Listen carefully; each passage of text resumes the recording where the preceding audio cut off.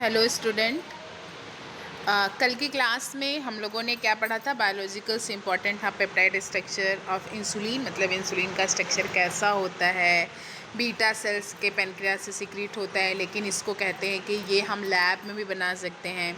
इसका स्ट्रक्चर कैसा होता है, ए चैन में कितने अमाइनो एसिड्स होते हैं, बी चैन्स में कितने अमाइनो एसिड्स होते हैं, इनके बीच के डाइसल्फाइड्स बॉन्ड को हम लोगों ने समझा था, इंटर चैन डाइसल्फाइड्स बॉन्ड के बारे में समझा था और इंट्रा चैन डाइसल्फाइड्स बॉन्ड के बारे में समझा था। इसका मॉलिक्यूलर वेट कितना होता है। ए चैन में 21 अमाइनो एसिड्स होते हैं, बी चैन्स में 30 अमाइनो एसिड्स होते हैं, पूरे टोटल्स 51 अमाइनो एसिड्स होते हैं। डाइसल्फाइड बॉन्ड जो है वो या तो इंटर चैन होता है फिर इंट्रा चैन होता है। 3D ग्लोबुलर प्रोटीन का स्ट्रक्चर कैसे बनता है, कैसे कैसे वो सीक्वेंस को पहचानता है और उस सीक्वेंस के साथ कैसे जाके बाइंड्स होता है।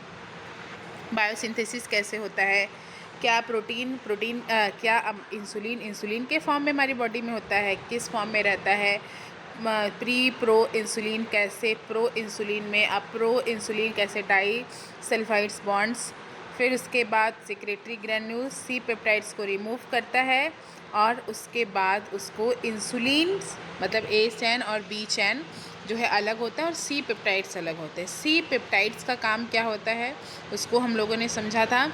Measures biological action of insulin क्या है, मतलब इंसुलिन का कैसे कार्बोहाइड्रेट्स के मेटाबॉलिज्म्स में इम्पॉर्टेंट रोल प्ले करती है, प्रोटीन्स के मेटाबॉलिज्म्स में कैसे इंपॉर्टेंट रोल प्ले करती है, फैट के मेटाबॉलिज्म्स में कैसे इंपॉर्टेंट रोल प्ले करती है, इलेक्ट्रोलाइट्स बैलेंसिंग में उसका क्या काम है, इसके पेप्टाइड स्ट्रक्चर्स क्यों इम्पॉर्टेंट है, इसका स्ट्रक्चरल फीचर्स और बायोलॉजिकल फीचर्स कैसे एक दूसरे के साथ कोऑर्डिनेट्स करता है, ये सब हम लोगों ने प्रीवियस क्लासेस में पढ़ लिया है। अब आज की क्लास में हम लोग जानेंगे डीनेचुरेशन ऑफ प्रोटीन का डीनेचुरेशन कैसे होता है।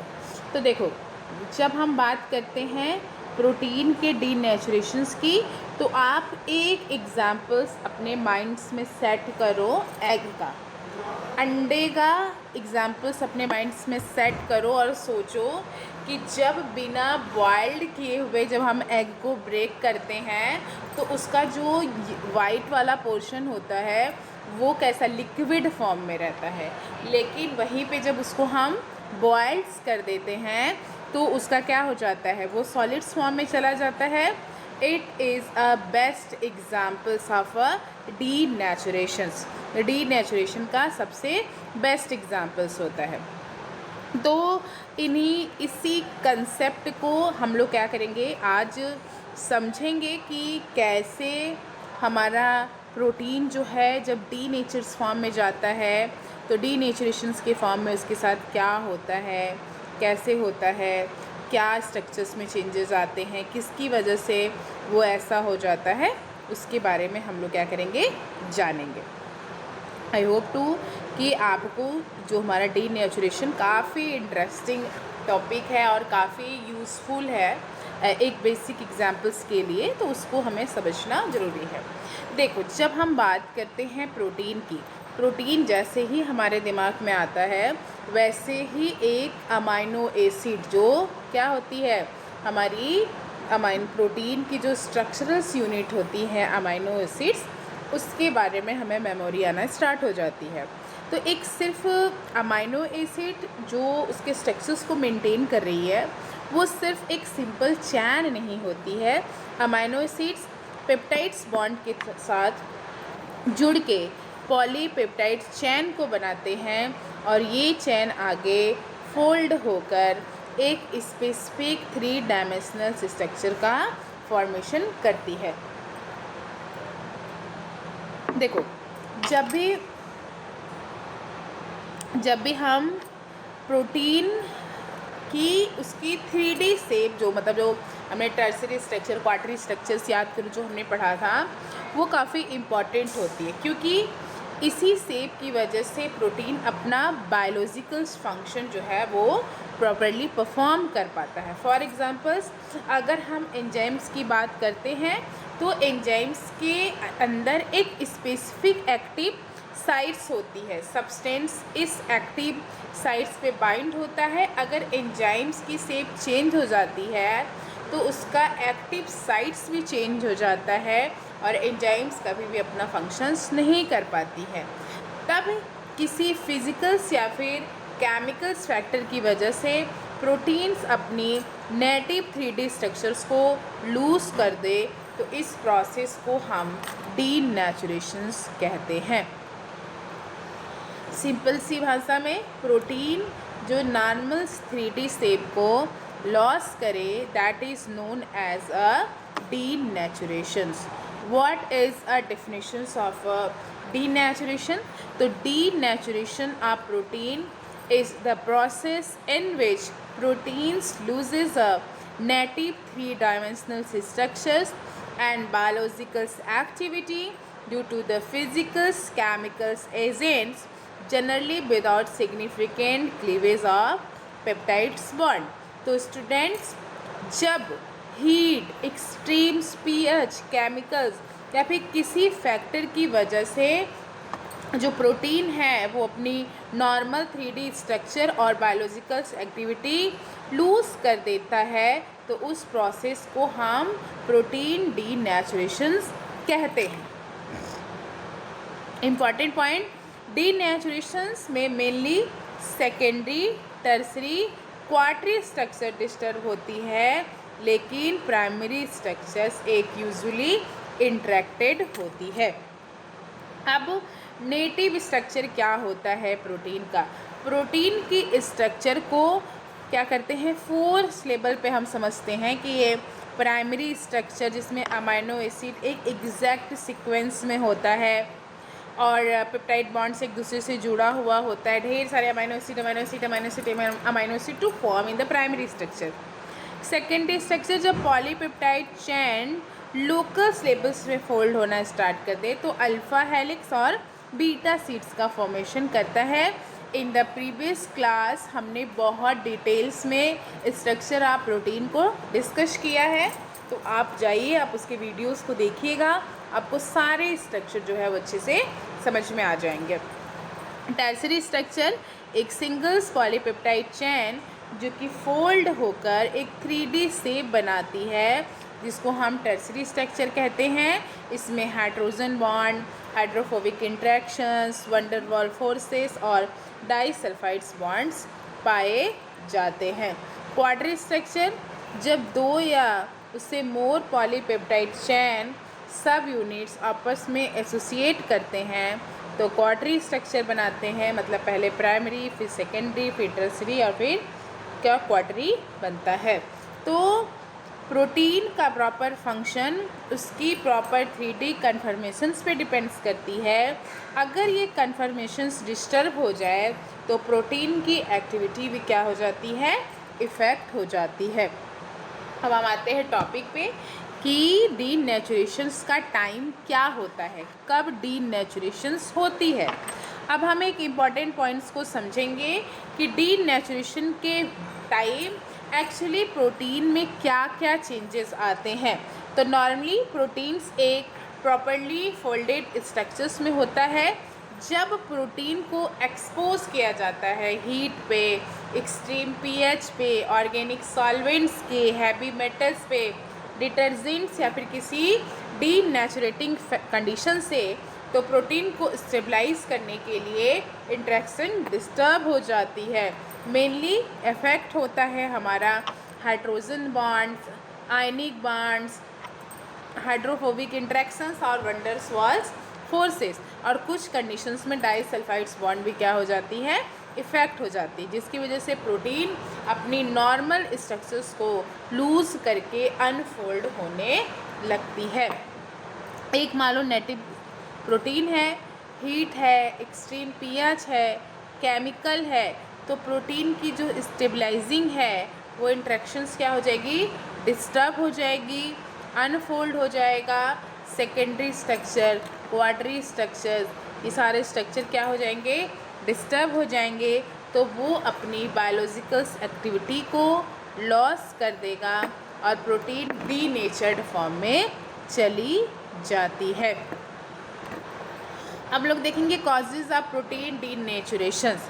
देखो हीट सबसे ज़्यादा प्रोटीन के स्ट्रक्चर को डिस्टर्ब करती है।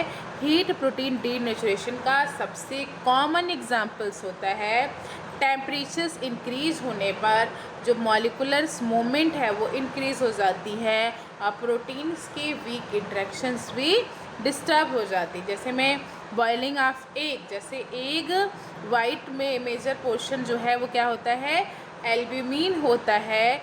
तब एग को जब हीट किया जाता है, मान लो रॉ एग वाइट्स लिया गया, उसको हीट किया गया, वो डीनेचर्ड हो जाती है। प्रोटीन अनफोल्डिंग, एग्रीगेशंस, कोगुलेशंस और सॉलिड्स वाइट एग का फॉर्मेशंस हो जाता है। इसी वजह से रॉ एग में वाइट जो है वो पहले क्लियर लिक्विड होता है। जब हम इसको कुक्ड कर देते हैं तो ये वाइट सॉलिड्स में कन्वर्ट्स हो जाता है। तो आप याद रखो कि हीट से डीनेचुरेशंस, एग्रीगेशंस और कोगुलेशन जैसी कंडीशन देखने को मिल सकती है। अब आता है एक्सट्रीम पीएच। अब सेकेंड सबसे इम्पॉर्टेंट कॉजेज़ है हमारा एक्सट्रीम पीएच। देखो बहुत एसिड या फिर बहुत एल्कलाइन इन्वायरमेंट प्रोटीन के स्ट्रक्चर्स को काफ़ी डिस्टर्ब करता है। पीएच चेंज होने से अमाइनो एसिड की साइड चेन के जो इलेक्ट्रिकल चार्ज हैं वो चेंज हो जाते हैं। इससे जो हमारा आयनिक इंटरेक्शन डिस्टर्ब हो जाता है, हाइड्रोस्टैटिक इंटरेक्शन चेंज हो जाती है, हाइड्रोजन बॉन्डिंग इफेक्ट हो जाती है। अगर प्रोटीन अपनी नॉर्मल कन्फर्मेशंस लूज़ करे, फॉर एग्जांपल्स स्ट्रॉन्ग एसिड्स या फिर स्ट्रॉन्ग एल्कलाइन के एक्सपोजर से बहुत सारे एंजाइम जो हैं वो क्या हो जाते हैं, डीनेचर्ड हो जाते हैं। अब हम देखेंगे ऑर्गेनिक सॉल्वेंट्स। कुछ ऑर्गेनिक सॉल्वेंट्स में प्रोटीन को डीनेचर्ड कर सकता है, जैसे में इथेनॉल है, मेथनॉल है, एसीटोन है। ये प्रोटीन के हाइड्रोफोबिक इंटरेक्शन और हाइड्रोजन्स बॉन्डिंग को डिस्टर्ब्स करता है, जिसमें आता है हमारा organic solvent. Protein interaction disturb होगा, अनफोल्डिंग होगी और डीनेचुरेशंस हो जाएगा। अब हम देखेंगे कि इसमें हैवी मेटल्स कैसे हमारे प्रोटीन के डीनेचुरेशंस को इफ़ेक्ट करता है। तो हैवी मेटल्स आयन भी प्रोटीन स्ट्रक्चर को डिस्टर्ब कर सकता है, जैसे में मरकरी है, लेड है, सिल्वर है, कॉपर है। ये प्रोटीन के functional groups specially sulphide groups के साथ इंटरेक्ट कर सकते हैं। इसे प्रोटीन की स्ट्रक्चरल सॉल्युबिलिटी चेंज हो सकती है और प्रेसिपिटेशंस भी हो सकता है। अब आता है डिटर्जेंट जो है वो प्रोटीन के हाइड्रोफोबिक रीजन्स के साथ इंटरेक्ट कर सकती है और नॉर्मल्स हाइड्रोफोबिक इंटरेक्शन को डिस्टर्ब्स कर सकती है। मान लो सोडियम डोक्लाइड सल्फेट है जो लेबोरेटरी में प्रोटीन डीनेचर्स करने के लिए कॉमनली यूज़ किया जाता है। तो वो प्रोटीन जब सोडियम डोक्लाइड सल्फेट के साथ मिलती है तो अनफोल्ड हो जाती है और इसमें प्रोटीन की लेबोरेटरी एनालिसिस के लिए इसको क्या किया जाता है, प्रिपेयर किया जाता है। अब आता है radiation. Generally certain types of radiation भी प्रोटीन को डायरेक्टली या फिर इनडायरेक्टली जो है वो डैमेज कर सकती है। रेडिएशंस जो है वो reactive species free radical generate कर सकती है और जो प्रोटीन के स्ट्रक्चर्स को अफेक्ट कर सकती है। जैसे में रेडिएशन है, प्रोटीन डैमेज हो रहा है, स्ट्रक्चरल अल्ट्रेशन हो रहा है और अपनी फंक्शंस को क्या कर रहा है, लूज़ कर रहा है। अब आता है मेडिकल्स एगिटेशंस। देखो स्ट्रॉन्ग शेकिंग, स्टेरिंग, वाइपिंग कुछ प्रोटीन के चेंजेस को क्या कर देती है, चेंज कर देती है। जब आप एग वाइट्स को वाइपिंग्स मतलब बीट्स करते हैं, उसको अनफोल्ड हो जाती है और एक नेटवर्क करके वो बबल्स या फिर ट्रैप कर देती। इसकी वजह से वाइप्ड एग वाइट्स में फोम में धीरे धीरे क्या हो जाने लगती है, डेवलप होना स्टार्ट कर देती है। अब हम देखेंगे स्ट्रक्चर, कौन से स्ट्रक्चर में कौन सा कितना इफ़ेक्ट होगा। तो प्राइमरी स्ट्रक्चर विजुअली इंट्रैक्ट होगी, ठीक है, जिसमें कोई ज़्यादा इफ़ेक्ट नहीं आएगा। सेकेंडरी थोड़ी डिस्टर्ब होगी, थर्सरी भी डिस्टर्ब होगी, और क्वार्टरी जो है वो पूरी तरह से डिस्टर्ब हो जाएगी। डीनेचुरेशंस मेनली नॉर्मली पेप्टाइड बॉन्ड्स को ब्रेक नहीं करते हैं। ये क्या करते हैं, डीनेचुरेशन कभी भी हाइड्रोलाइसिस नहीं करता है। अच्छा, हाइड्रोलाइसिस और डीनेचुरेशंस में क्या डिफरेंस होता है? तो प्रोटीन के कन्फर्मेशनल शेप्स चेंज होती है तो उसको हम डीनेचुरेशन कहते हैं, और जब पेप्टाइड्स बॉन्ड्स ब्रेक होते हैं तो उसको हम बोलते हैं हाइड्रोलाइसिस। अब हम लोग जो है वो नेक्स्ट टॉपिक के बारे में पढ़ेंगे, जिसका थोड़ा से इसको हम लोग क्या करेंगे ना, समझने की स्टार्टिंग करेंगे। जैसे इन दिस इमेज, इस इमेज फ्रंट पे जो है इसको थोड़ा से देखो और मैं इसको बता रही हूँ, समझने की कोशिश करो। ठीक है, देखो मैंने क्या कहा कि प्रोटीन जो है, डीनेचुरेशन क्या है, वो प्रोसेस है जिसमें प्रोटीन अपनी 3 डायमेंशनल स्ट्रक्चर्स और बायोलॉजिकल्स एक्टिविटी को लूज़ करता है केमिकल्स और फिजिकल्स एजेंट से। और सिंपल सी भाषा में प्रोटीन अनफोल्ड है, वो अपने शेप्स को लॉस करेगा तो अपने फंक्शंस को लॉस कर देगा। देखो प्राइमरी स्ट्रक्चर अमीनो एसिड की सीक्वेंस है, टर्सरी स्ट्रक्चर अल्फा हेलिक्स और बीटा सीटेड में है, टर्सरी स्ट्रक्चर 3D प्रोटीन्स में है, और क्वार्टरी स्ट्रक्चर जो है 2 पॉलीपेप्टाइड चेन से बने हुए हैं। कैसे जैसे मान लो कोई नेटिव प्रोटीन है, वो अपना फंक्शनल सही से फंक्शन कर रहा है, आराम से अपने कामों में लगा हुआ है। अब उसको एक्सपोज कर दिया जाए हीट से, केमिकल्स पीएच से, अब वो क्या हो जाए, डीनेचर्ड हो जाए, उसमें डिस्ट्रप्शंस हो जाए, वीक इंट्रैक्शन हो जाए, तो उसके सारे बॉन्ड्स धीरे धीरे क्या होने लगेंगे, ब्रेक होने लगेंगे। अब वो अनफोल्डिंग फॉर्म में जाएगा, और जैसे वो अनफोल्डिंग फॉर्म में जाएगा उसकी जो उसका नेचुरेशन था, मतलब जो उसका नेचर्ड था, वो डीनेचर्ड फॉर्म में चला जाएगा। ठीक है, अब हम लोग, एक होता है, देखो 2 तरह की डीनेचुरेशन होती है, एक होती है रिवर्सिबल्स, एक होती है इरिवर्सिबल।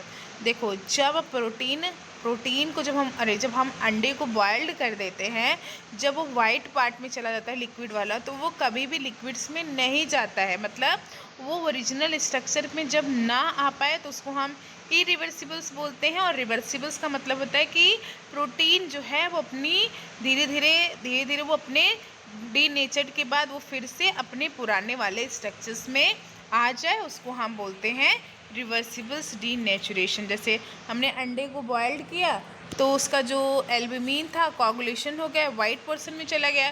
जब हमने मिल्क से दही बनाई तो उसमें एग्रीगेशन हो गया, डाइजेशंस हो गया, अल्कोहल है। तो ये सब चीज़ें क्या होती हैं, एग्जाम्पल्स होती हैं हमारी डीनेचुरेशंस ऑफ प्रोटीन की। अब हम लोग पढ़ेंगे एक टॉपिक है हमारा, जस्ट वेट हाँ, that is a coagulations of protein. Protein जब डीनेचुरेट हुआ है तो वो फिर कैसे कोगुलेट्स हो जाएगा, कैसे एक दूसरे के साथ जुड़ता है, इसके बारे में हम लोग क्या करेंगे, जानेंगे।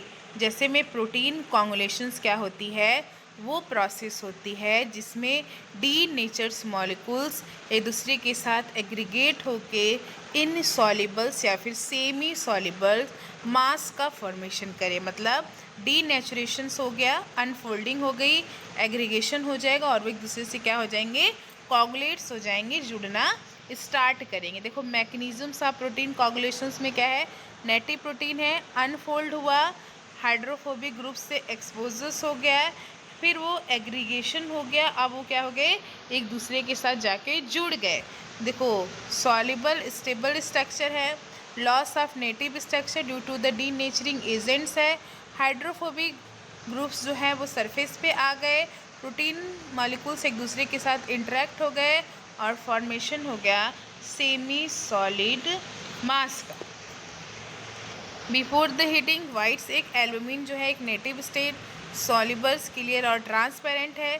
जैसे हमने उसको हीट किया, डीनेचर्ड हो गया, अनफोल्डिंग हो गई, कंटिन्यूस उसको हीटिंग कर रहे हैं, वो एक दूसरे से साथ जुड़ के कॉन्गुलेट्स होके वाइट्स और सॉलिड या फिर सेमी सॉलिड मास का फॉर्मेशंस कर देती है।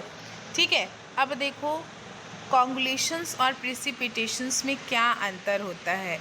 तो प्रिसिपिटेशंस का मतलब होता है कि जो डिक्रीजेस इन द जो उसकी सॉल्युबिलिटी है वो डिक्रीज़ हो जाती है और वो सॉल्युबल से क्या हो जाता है, ऊपर की तरफ आ जाता है, कोई changes due to the changes of pH, salt concentration या फिर सॉल्वेंट्स की वजह से।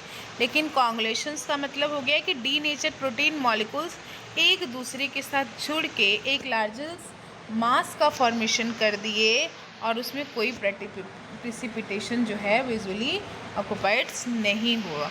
ठीक है, कुछ बायोलॉजिकल और प्रैक्टिकली काफ़ी इम्पॉर्टेंट है, जैसे कुकिंग में कॉन्गुलेशन जो है प्रोटीन के टेक्सचर्स को, उसके अपीयरेंस को, उसके फ्लेवर्स को और उसकी कंसिस्टेंसी को क्या कर देते हैं, चेंज कर देते हैं। जैसे चीज़ का प्रोडक्शन हो रहा है, मिल्क प्रोटीन कैसीन जो है वो क्या हो जाती है, कॉन्गुलेट्स होके चीज़ का फॉर्मेशंस करती है। फूड प्रिपरेशंस में कॉन्गुलेशन जो है उसकी स्ट्रक्चर चेंजेस करके फूड प्रोसेसिंग में काफ़ी हेल्पफुल होता है। लेबोरेटरी में कॉन्गुलेशंस प्रिसिपिटेशंस के लिए काफ़ी इसका यूज़ किया जाता है। अब देखो, कॉन्गुलेशन जो है वो आफ्टर द डीनेचुरेशंस होता है, इसमें एग्रीगेशंस होती है, प्रोटीन्स मॉलिक्यूल्स क्या होते हैं, जुड़ते हैं, एक सॉल्युबल्स या फिर सेमी सॉल्युबल्स का फॉर्मेशन करते हैं, बायोलॉजिकल्स एक्टिविटी यूजुअली लॉस्ट हो जाती है, प्रोटीन जो बॉन्ड है यूजुअली रिमेन इंटरेक्ट होती है, heat, acid, enzymes, heavy metal जो है वो ये कॉज करते हैं और ये एक इरिवर्सिबल प्रोसेस होती है। जैसे हम दूध से दही बनाते हैं, वो भी एक कॉन्गुलेशंस का पार्ट है। ठीक है, क्योंकि जो अगर हम चीज़ का फॉर्मेशन करते हैं वो भी एक कॉन्गुलेशंस का पार्ट है। और coagulation of blood protein during the जो क्लॉटिंग होती है उसमें भी क्या होती है, कॉन्गुलेशंस का एक एग्जाम्पल्स होता है। Coagulations of protein in process which is denatured proteins molecules aggregates together to form a insoluble or semi-soluble mass, usually resulting in the loss of solubility and biological activity। एक मैं आप लोगों को एक टॉपिक और बताना चाहती हूँ जिसका नाम है मतलब एक बार तो डीनेचर्ड हो गए, अब उससे फिर वो रीनेचर्ड कैसे होते। कुछ ऐसे प्रोटीन होते हैं कि कुछ समय के बाद वो क्या होते हैं, अपनी सेम शेप पे जो है वो क्या हो जाते हैं, आ जाते हैं। तो उनके बारे में क्या करेंगे, हम लोग जानेंगे। देखो ये एक डायग्राम है, अगर आपको स्क्रीन पे दिखाई दे रहा हो तो एक नॉर्मल प्रोटीन है, वो अपनी बायोलॉजिकल एक्टिविटी को लॉस कर दिया, पीएच, टेम्परेचर्स, आयनिक स्ट्रेंथ या फिर सॉल्युबिलिटी की वजह से वो डीनेचर्ड फॉर्म में चला गया। अब ये वापस रीगेन अपनी एक्टिविटी से वो क्या हो जाए, डीनेचर्ड फॉर्म में चला जाए।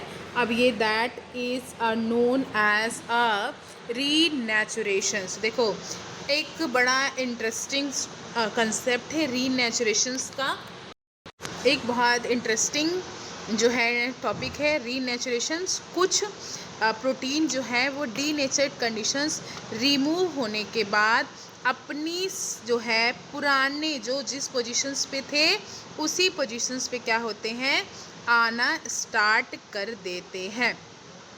सबसे पहले हमें समझना है कि प्रोटीन सिर्फ बेसिकली रीनेचर्स कंडीशंस में क्या करता है।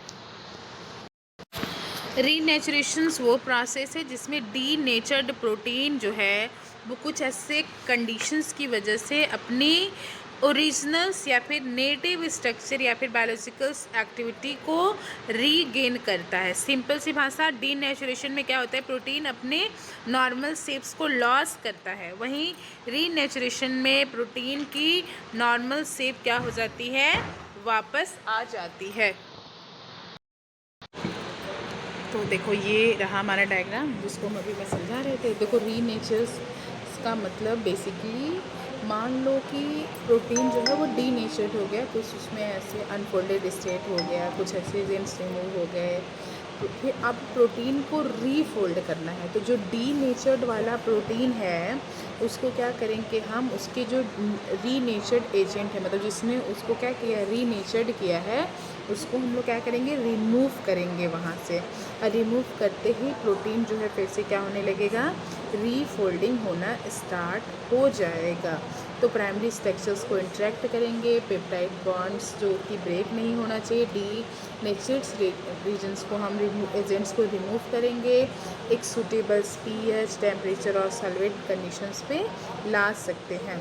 क्या हर प्रोटीन, आप दिमाग में आएंगे क्या हर प्रोटीन, तो क्यों नहीं एग जो है वो फिर से वाइट वाले से लिक्विड पार्ट में, देखो हर एक प्रोटीन जो है वो रीनेचर्स नहीं होता है। कुछ ऐसे प्रोटीन हैं, अगर कुछ प्रोटीन अगर कॉन्गुलेट्स हो गए, मान लो हीट हुआ, डीनेचर्ड हुआ, एग्रीगेशन हुआ और कॉगुलेशंस हो गए, नया कुछ बन गया, तो वो वापस रीनेचर्ड नहीं हो सकते हैं। तो आज की क्लास में हम लोगों ने इन सब चीज़ों के बारे में पढ़ा है। कल की क्लास में हम लोग कुछ नए टॉपिक के बारे में डिस्कशन करेंगे। Thank you so much.